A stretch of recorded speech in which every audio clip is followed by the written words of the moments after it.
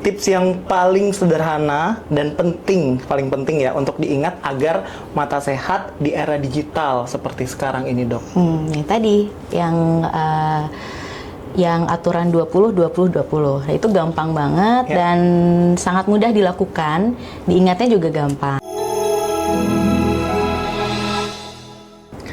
Halo Sobat Mata, jumpa lagi dengan saya Adi Wisnawa dalam acara Ngorta, Ngobrol Bareng RS Mata. Acara ini adalah podcast resmi dari Rumah Sakit Mata Bali Mandara yang membahas seputar kesehatan mata secara ringan sehingga mudah dimengerti oleh masyarakat. Awalnya cuma pegal karena menatap layar terlalu lama. Tapi lama-lama justru malah bikin mata kering atau bahkan sakit kepala. Nah, apakah ini merupakan hal yang normal atau justru tanda gangguan mata? Di episode kali ini kita akan membahas seputar computer vision syndrome bersama dengan dokter di Rumah Sakit Mata Bali Mandara, Dr. Nyoman Brahmani Pitranatri, spesialis mata. Halo Dok. Halo. Apa kabar hari ini Dok? Baik, baik. Oke, terima kasih sudah hadir di sini. Senang sekali dokter bisa bergabung di sini. Mungkin sebelum kita ngobrol-ngobrol lebih banyak, boleh diperkenalkan kembali kepada Sobat Mata di rumah, spesialisasi dokter di Rumah Sakit Mata Bali Mandara seperti apa? Oke. Halo Sobat Ngorta, perkenalkan saya Dr. Nyoman Brahmani Pitranatri, dokter spesialis mata di Rumah Sakit Mata Bali Mandara, dan saya di bidang oftalmologi umum. Oke, jadi kalau oftalmologi umum itu yang sehari-hari ditemui itu pasien-pasien dengan keluhan atau gangguan mata umum gitu ya dok? Iya betul, jadi semua keluhan mata saya tangani dulu di awal, baru kemudian kalau memang memerlukan penanganan lebih lanjut ke divisi masing-masing atau subspesialis masing-masing nanti akan diarahkan lebih lanjut gitu. Oke, ngomong-ngomong tentang keluhan terkait dengan seputar mata nih dok. Belakangan ini rasanya hampir semua orang kan nggak bisa lepas dari gadget ya dok ya. Apakah memang kasus mata lelah akibat gadget itu saat ini semakin meningkat dok? Iya betul ya banget ya, karena seperti yang kita ketahui sama-sama ya, hampir segala aktivitas sehari-hari kita itu berhubungan dengan gadget dan tidak bisa dilepaskan, mulai dari kerja, kemudian mungkin anak-anak sekolah, kemudian hiburan juga, kita semua gunakan dengan gadget. Jadi oleh karena itu memang keluhan mata yang berkaitan dengan penggunaan layar gadget itu meningkat akhir-akhir ini. Dan di Amerika itu ada penelitian yang mereka melihat orang-orang dewasa yang menggunakan gadget lebih dari 2 jam per hari, ternyata ditemukan sekitar 60-65%-nya punya keluhan mata yang berhubungan dengan penggunaan gadget itu sendiri gitu. Wah, jadi 60% ya dok? Hampir 60%. Iya, lebih dari sebagiannya ya. Menarik sekali dok. Biasanya kalau yang dokter lihat nih di pasien-pasien yang datang sehari-hari gitu dok ya, keluhan apa sih yang paling sering muncul dari pasien yang mungkin datang dengan keluhan yang dia bilang terlalu lama menatap layar gitu dok? Nah biasanya sih pasien itu akan datang dengan keluhan matanya rasa seperti pegel gitu, terus kemudian disertai dengan mata sering berair, kemudian rasa tidak nyaman, kadang juga terasa seperti ngeres atau kering. Nah terus biasanya juga ada keluhan yang pandangannya blur, tapi setiap lihat layar baru mulai blur, kalau dia istirahat dia hilang. Nah itu biasanya keluhan yang sering muncul. Terus yang kalau agak parah, dia akan juga ngeluh sakit kepala yang disertai dengan sakit hingga ke leher atau bahu gitu. Oke, sebenarnya kondisi ini tuh ada istilah medisnya ya dok ya? Iya betul. Nah, jadi kalau di medis sendiri kita ada yang kita kenal dengan namanya computer vision syndrome atau CVS atau digital eye strain. Jadi itu adalah suatu kumpulan gejala di mana terdapat keluhan atau gejala di bagian mata oleh karena penggunaan layar gadget yang terlalu lama gitu. Oke, tapi kalau misalnya CVS itu sendiri dong, apakah memang murni disebabkan oleh durasi karena penggunaan gadget atau mungkin ada faktor lain dok yang mempengaruhi? Ya itu Kalau durasi aja sih enggak ya. Jadi disebutkan itu adalah multifaktorial. Jadi memang triggernya adalah penggunaan layar gadget yang lama. Cuma itu akan diperparah dengan misalnya posisi duduk atau posisi saat melihat layar. Kemudian bisa juga dipengaruhi oleh jarak misalnya dari mata kita kemudian ke layar. Kemudian disertai dengan brightness atau kecerahan dari layar itu sendiri dan lingkungan sekitar. Kadang kalau lingkungannya dia lebih redup, itu dia bisa mata juga lebih cepat lelah seperti itu.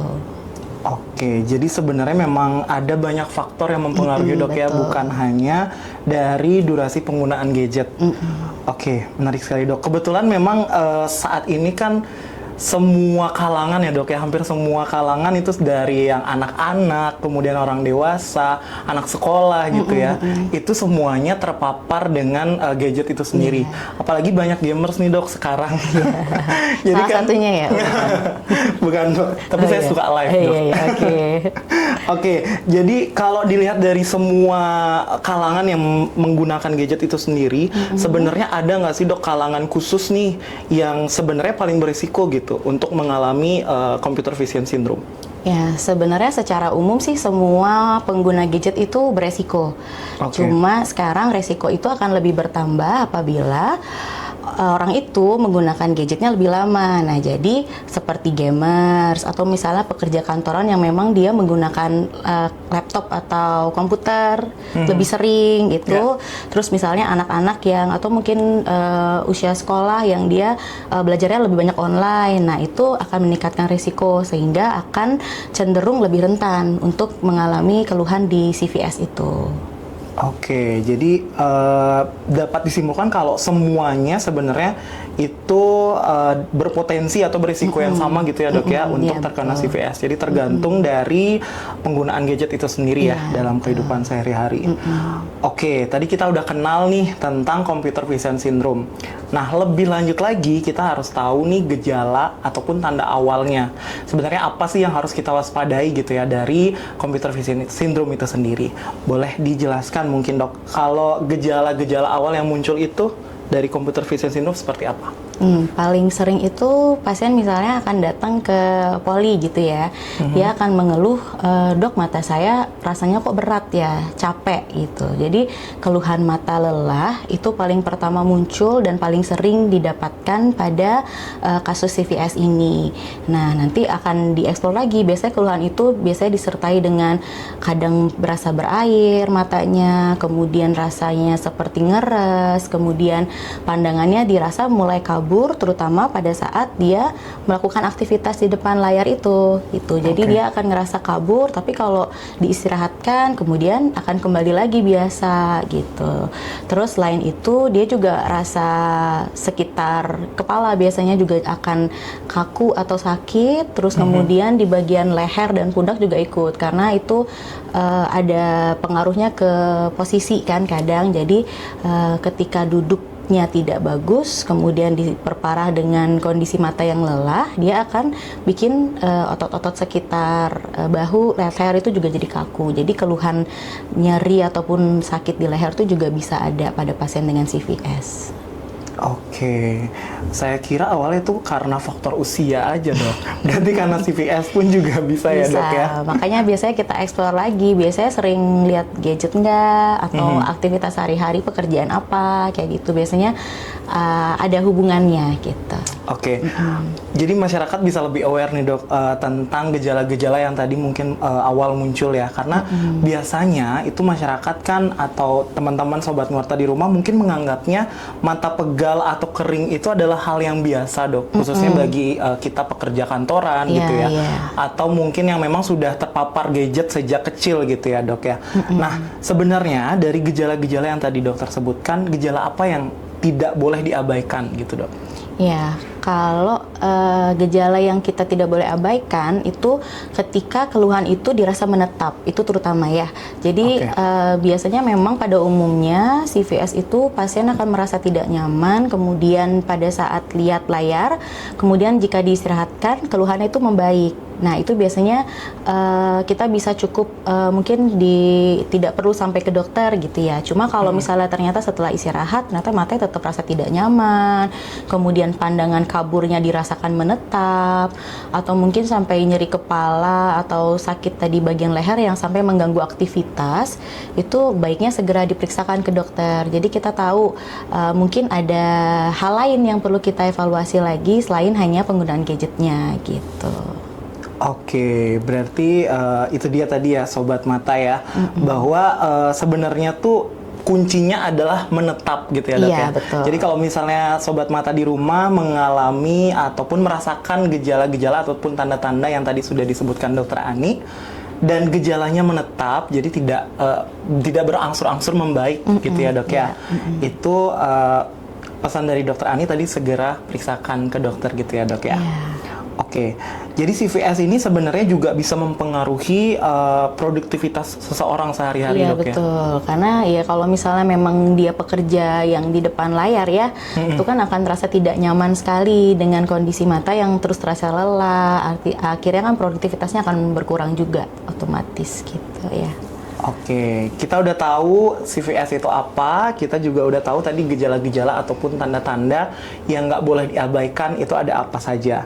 Nah, sekarang kita ke antisipasi nih dok ya, karena kita udah tahu nih kalau penggunaan gadget itu sekarang di semua kalangan. Sebenarnya apa yang bisa kita lakukan untuk mencegah nih dok supaya kita nggak sampai kena computer vision syndrome? Nah, iya. Yang paling sederhana mungkin adalah istirahatkan mata secara rutin. Maksudnya ketika menggunakan gadget itu tidak bisa dihindari, jadi kita bisa jangan terus-menerus lihat gadgetnya gitu. Jadi mungkin dikasih sela waktu beberapa lama istirahat dulu, kemudian baru kembali bekerja lagi itu. Terus kemudian di setting juga mungkin tempat duduknya supaya lebih nyaman. Nah, kalau yang dikatakan yang baik itu adalah kita posisi mata itu lebih tinggi daripada layarnya, sedikit lebih tinggi gitu yang baik. Terus kemudian untuk jarak itu juga mempengaruhi. Jadi jarak mata ke layar itu ada yang bilang sekitar 50-70 cm ke layar, itu posisi yang baik untuk dilakukan sehari-hari. Terus kemudian pencahayaan juga penting. Jadi layar gadget itu jangan terlalu silau gitu, jangan terlalu terang. Kemudian lingkungan sekitar juga tidak boleh terlalu gelap. Karena itu akan menyebabkan mata akan lebih cepat lelah dan lebih berusaha untuk melihat gitu. Gitu sih secara umumnya. Ini tadi saya langsung mempraktekkan nih dok. Iya, udah 70 cm ya. Udah agak lebih di bawah. Iya, lebih di bawah. Cahaya sudah cukup. Cahaya sudah cukup dok ya. Bagus ya, mantap. Oke, mantap. Jadi sebenarnya tuh ada banyak faktor yang memang harus diperhatikan gitu ya dok ya. Selain tadi mengistirahatkan mata, kemudian jarak pandang kita, kemudian juga cahaya di luar ruangan itu seperti apa gitu ya. Termasuk posisinya juga ya, posisi duduk kita gitu ya dok ya. Jadi kalau misalnya orang melihat gadget dalam posisi ruangan yang gelap atau mungkin terlalu terang, itu mata akan bekerja lebih ekstra. Iya, betul. Gitu ya dok ya. Oke, kasihan ya dok ya, matanya jadi capek ya. Capek ya. Oke, saya pernah dengar nih dok, aturan 20-20-20. Iya. Nah, sebenarnya itu apa dan bagaimana penerapannya dok? Nah, itu sebenarnya aturan yang sangat gampang diingat dan sangat baik dan kayaknya mudah untuk diterapkan ya. Jadi ada kita kenal dengan aturan 20-20-20. Itu dimana setiap 20 menit kita melihat layar, mau itu layar gadget, layar komputer, layar laptop, kemudian diistirahatkan selama 20 detik dengan cara melihat sejauh 20 kaki atau 6 meter gitu. Jadi 20 awalnya untuk berapa lama gadgetnya, 20 detik kita istirahatkan dengan melihat jauh 20 kaki atau 6 meter. Oke, jadi 20 kaki jangan dihitung jalan ya. gitu apalagi ya, kaki dok, saya agak pendek ya, nanti malah jadi lebih pendek. Tergantung orangnya gitu jadinya dok ya. Sekitar 6 meter. 6 meter, oke. Jadi kira-kira gitu 6 meter ya, 20 menit melihat layar gadget, diistirahatkan matanya dulu selama 20 detik dengan melihat 20 kaki atau sekitar 6 meter. Iya. gitu.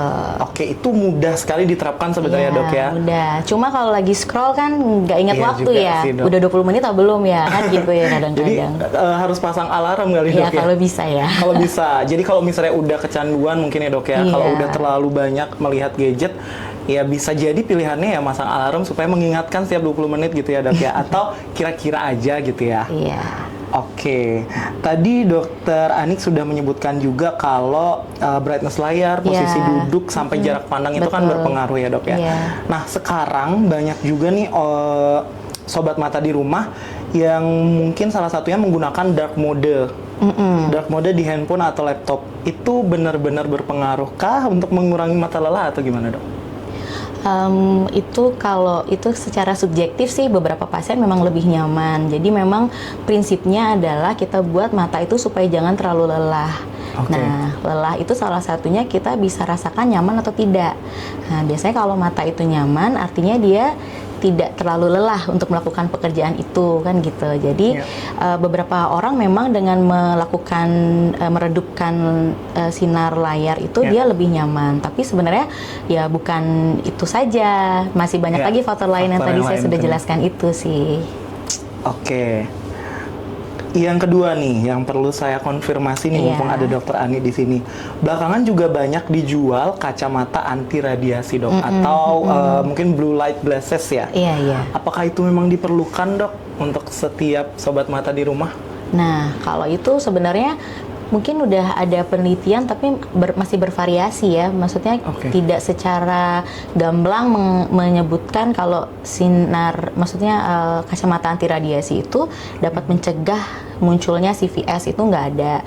Cuma biasanya dengan menggunakan lensa anti radiasi itu atau yang ada blue light glasses itu dikatakan memang bisa mengurangi kelelahan pada mata oleh karena blue light itu dia mengakibatkan adanya perubahan pada hormon yang mengakibatkan kita ada gangguan tidur gitu. Jadi sebenarnya hubungannya ke sana. Jadi kalau misalnya radiasi atau sinar blue yang ada di layar itu dikatakan bisa mempengaruhi hormon tidur kita.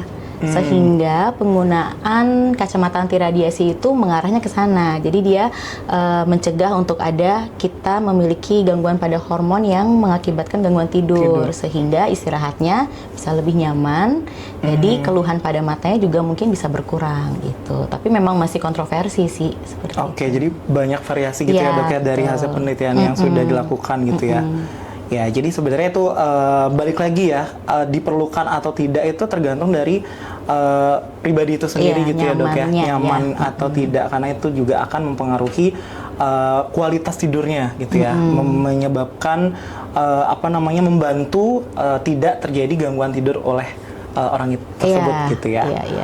Oke, kalau kacamata khusus dok, apakah ada kondisi tertentu yang memang membutuhkan kacamata khusus nih saat bekerja di depan layar? Nah, ini menarik soalnya kadang kalau kita bilang kacamata khusus mungkin yang khusus banget itu nggak ada ya. Cuma kadang itu orang itu nggak menyadari kalau ternyata dia matanya mengalami gangguan penglihatan. Jadi mungkin sebenarnya pasien itu memerlukan kacamata seperti minus, silinder, cuma karena tidak tahu ternyata memerlukan. Nah, itu yang biasanya memperparah keluhannya pada saat melihat layar. Jadi pada pasien itu mungkin akan perlu dilakukan pemeriksaan kacamata. Jadi berapa ukuran minus dan silinder yang sesuai untuk pasien. Atau misalnya pasien sudah pakai kacamata, tapi ternyata ukurannya juga nggak pas. Nah, jadi koreksinya tidak sesuai. Nah, itu juga harus diperbaiki lagi supaya kita mendapatkan hasil koreksi kacamata yang optimal.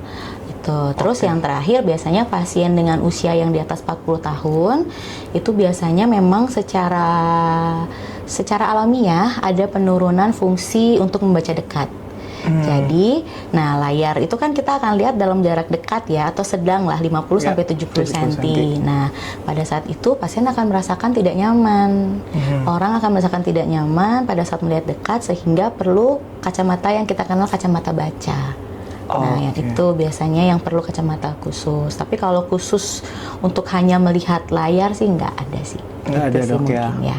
Oke, jadi sebenarnya tuh mungkin lebih ke kalau tadi ada gangguan minus gitu ya dok ya, minus, silinder, plus atau mungkin kalau karena faktor usia itu memang sudah perlu kacamata baca gitu ya dok ya.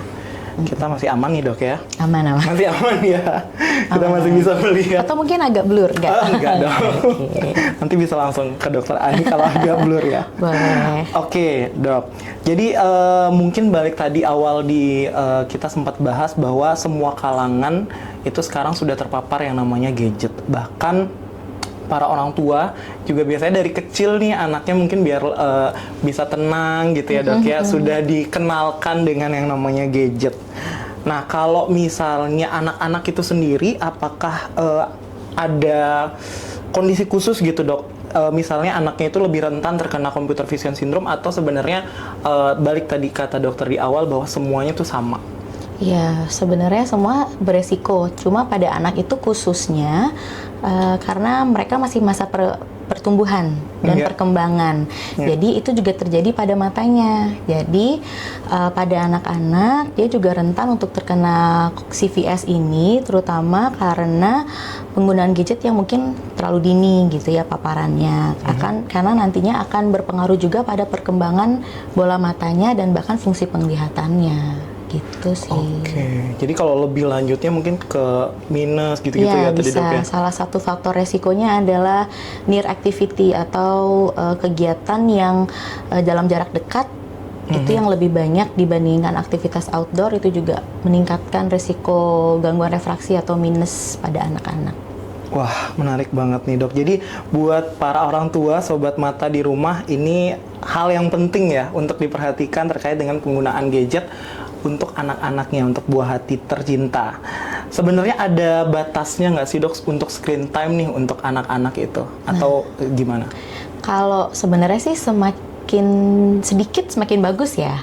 Semakin sedikit semakin dia tidak terpapar itu semakin bagus. Tapi ada beberapa yang mengatakan dia tergantung usia anaknya gitu. Jadi kalau bisa di bawah 2 tahun sebaiknya sangat dibatasi, atau mungkin tidak usah sama sekali kalau di bawah 2 tahun. Terus di bawah 4 tahun dikatakan maksimal 1 jam itu gadget dalam 1 hari. Terus kalau misalnya usia sekolah, awal-awal SD gitu atau TK, itu ada yang bilang maksimal 2 jam per hari. Nah, itu adalah batas maksimal yang disarankan.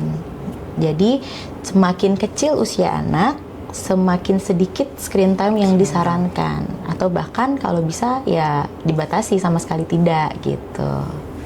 Nah, itu dia tuh ya sobat mata. Jadi memang penting sekali untuk membatasi penggunaan gadget untuk anak-anak dan buah hati di rumah. Kadang kan orang tua itu banyaknya itu dok, ngasih anak gadget itu supaya anaknya jadi lebih tenang. Ya, atau misalnya orang tuanya bekerja gitu ya, supaya anaknya nggak rewel gitu ya, dikasihlah gadget, nonton YouTube lah. Atau mungkin apa yang bikin anaknya bisa tenang gitu ya dok ya. Nah kalau dari dokter sendiri nih, ada tips nggak dok untuk mungkin kondisi-kondisi yang kayak gitu ya, yang sebenarnya orang tua ya tapi kan saya mau anak saya bisa tenang gitu dalam waktu singkat dan nggak usah effort yang terlalu gitu. Ada tipsnya nggak dok? Iya, sebenarnya sih intinya adalah batasi durasinya ya. Jadi walaupun memang kayak nggak bisa banget dilepas dari gadget, mungkin batasi durasi yang benar-benar ketat. Itu yang pertama. Terus kemudian dibantu lagi dengan yang tadi, jaraknya, posisinya, kemudian lingkungan sekitarnya, dan kecerahan dari layarnya. Itu sih kurang lebih membantu. Terus jangan lupa kita tetap harus mendampingi anak-anak. Karena kan sekarang gampang banget ya akses di sosial media atau dia nanti buka YouTube. Nah, itu juga harus diperhatikan. Jadi walaupun anak dengan gadget, tetap harus ada pendampingan dari orang tua di sekitarnya. Oke, pentingnya pendampingan ya. Selain tadi ada multifaktor yang harus diperhatikan sama orang tua yang ada di rumah. Nah, lanjut lagi nih dok, berkaitan dengan tanda-tanda pada anak ya. Kalau anak-anak tuh kan biasanya sulit untuk mengutarakan apa yang mereka rasakan gitu ya. Mungkin mereka merasanya kayak ya mungkin ini normal aja gitu. Betul. Nah sebenarnya kalau untuk orang tua sendiri, tanda-tanda apa nih yang pada anak yang harus diperhatikan atau tidak boleh diabaikan oleh orang tuanya? Nah, ini berkaitan dengan mungkin fungsi penglihatan atau keluhan pada mata pada anak ya. Memang anak itu belum bisa dia bilang, "Mah, mataku kabur," itu belum bisa. Hampir jarang sekali ada pasien ataupun anak-anak yang bilang gitu. Jadi, ada beberapa tanda sih yang orang tua bisa lihat di rumah sehari-hari. Misalnya, anak itu dia pada saat nonton TV, dia tuh maju ke depan. Jadi sangat dekat dengan layar TV-nya, layar komputernya, itu gejalanya. Atau misalnya anak sering kucek-kucek matanya pada saat nonton atau melihat jauh, dia kucek-kucek terus. Padahal sebenarnya matanya nggak ada merah, nggak ada kotoran mata, tapi dia cenderung sering kucek-kucek mata. Itu. Atau misalnya pada saat melihat, pasien tuh suka micingin, anak-anak tuh suka micingin matanya, jadi kayak mengernyit, kemudian ngecelin matanya. Nah, itu adalah tanda-tanda anak mengalami gangguan penglihatan.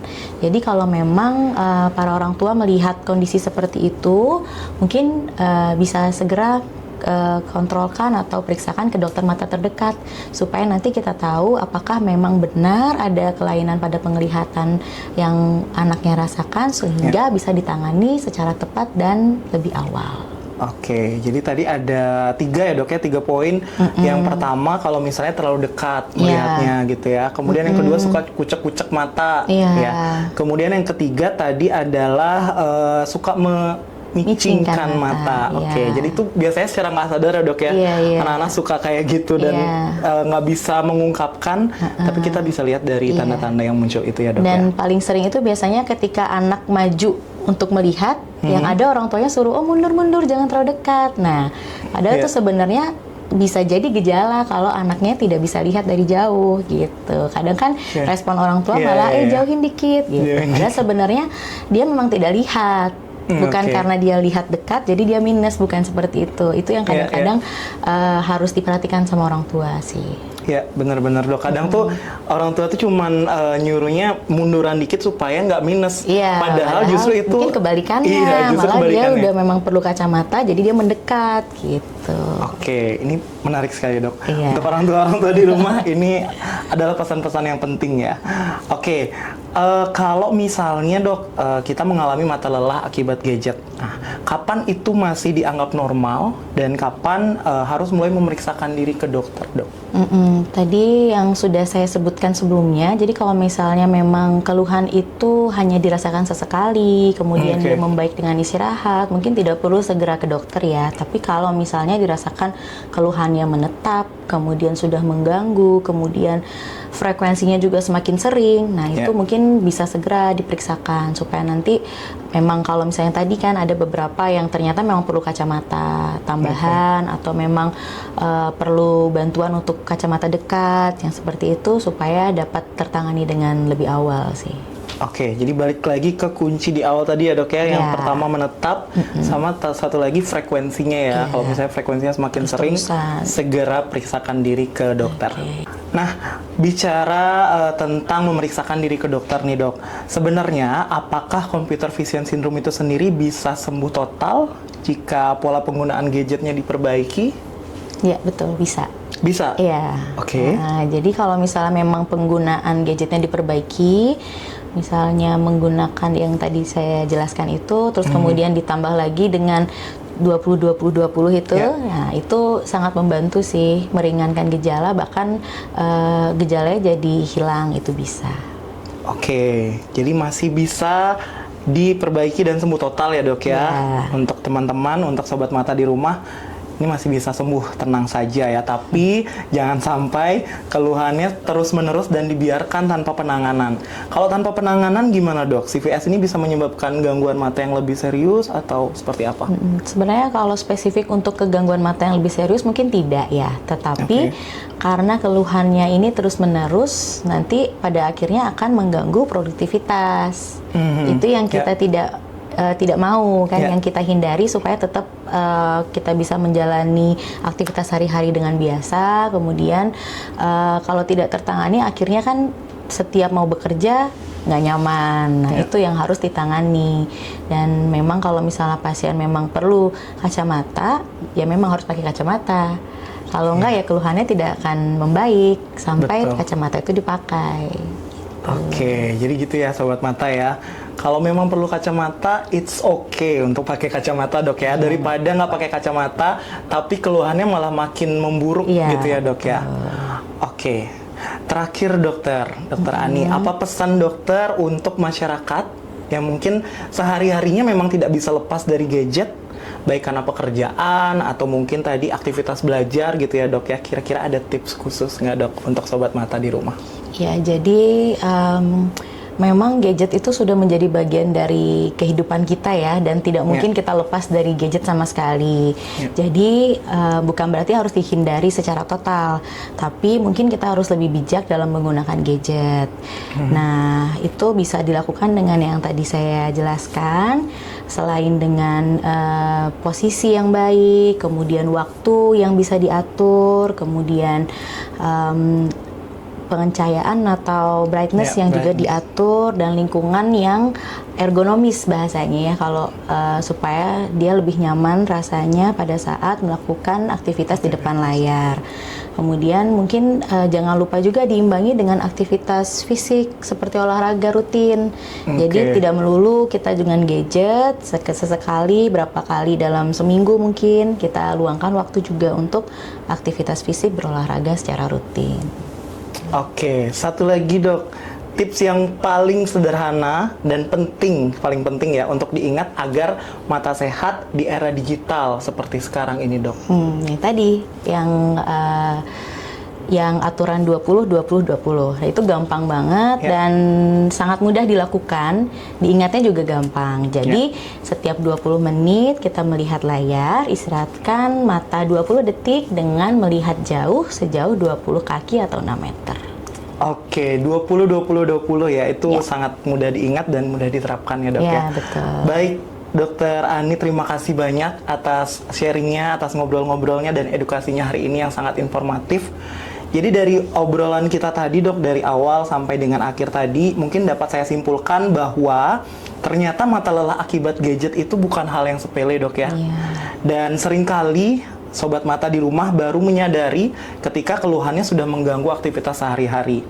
Ya, jadi untuk sobat mata di rumah, jangan lupa sayangi mata kita, karena di era digital seperti sekarang, gadget memang sulit dipisahkan dari kehidupan kita. Tapi kesehatan mata tetap harus menjadi prioritas. Istirahatkan mata secara rutin, kurangi screen time bila memungkinkan, dan jangan ragu untuk memeriksakan mata ke Rumah Sakit Mata Bali Mandara jika mulai muncul keluhan. Saya Adi Wisnawa dan bersama dengan saya Dr. Nyoman Brahmani Pitanatri. Ya, kami pamit undur diri. Sampai jumpa di podcast kesehatan berikutnya bersama Ngorta, ngobrol bareng RS Mata. Karena mata sehat, hidup pun terasa lebih nyaman. Sampai jumpa.